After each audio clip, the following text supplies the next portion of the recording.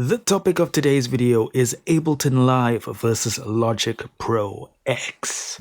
So let's start off with Ableton. Now, for those of you who don't know, Ableton is a hybrid DAW optimized for both studio production and live performance.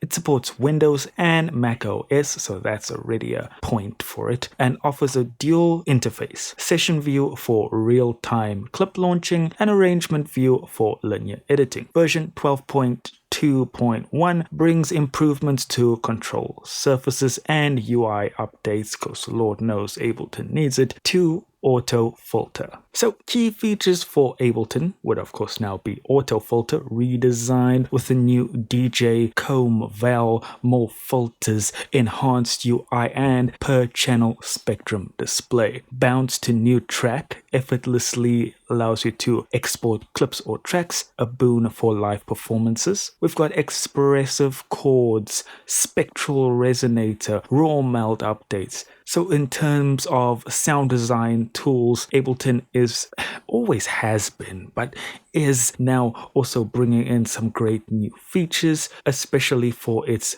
push and MIDI tools. And just a little side note, I love Ableton's built-in plugins. Everything just sounds so high quality, so much attention to detail. Okay, I'm gonna stop now. Let's talk about Logic Pro X. This is a beautiful DAW that has always eluded me because I don't use Apple products. So Logic Pro X is Apple's flagship DAW for Mac OS and iPad OS, renowned for its polished studio workflow, rising from a Logic Pro X to Logic Pro 11.2 in May 2025. So it's focused on recording, editing, mixing, and delivering professional broadcast quality audio. Top features here: spatial audio and Dolby Atmos. We've got live loops and step sequences, so modular clip-based ideas and beat making,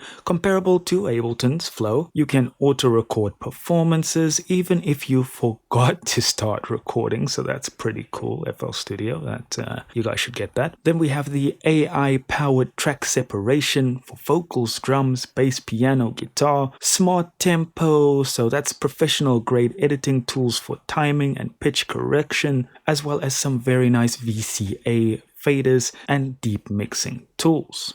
Now, Logic Pro comes in at a very decently priced $200. That's actually insane to me right now. That price is insane for the value that you are getting. If you are a Mac or iOS user, this shouldn't even really be a question. Logic Pro is just the answer. At $200, that is a steal. Well done to Apple. Now with Ableton, you will have no such luck, but remember, Ableton is also geared towards live performances, so that's a whole other aspect, I guess. So let's give them their dues. Live 12 intro is $99 USD. This is going to be the bare necessities. You'll have a few audio and MIDI tracks, 16 of them to be specific, 2 send and return tracks. You're getting access to a few core things in the local library and so forth. Now, Live 12 Standard will cost you $439 USD. You will, however, now get 38 plus gigs of sounds and instrumentals over the 5 gigs from Live 12 Intro, as well as unlimited audio and MIDI tracks, unlimited scenes, and so forth.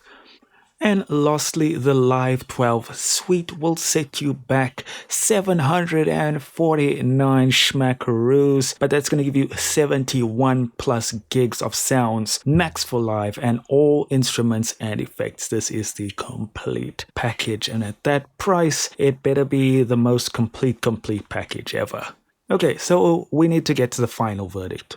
Which one do you choose?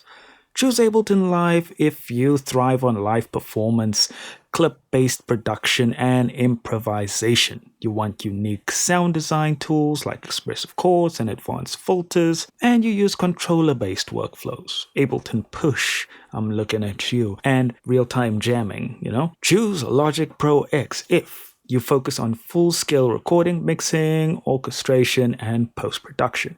You want industry-grade tools like spatial audio, stem separation, and tempo editing at a absolutely phenomenal price, and you own a Mac or iPad and prefer an all-in-one, cost-effective DAW. Hit like if this helped you decide, subscribe for more DAW deep dives, and drop your pick below. Let us know some new features. There's a ton of things that we probably didn't cover. Let us know what your favorites are. Thank you so much for watching, and I'll see you in the next one.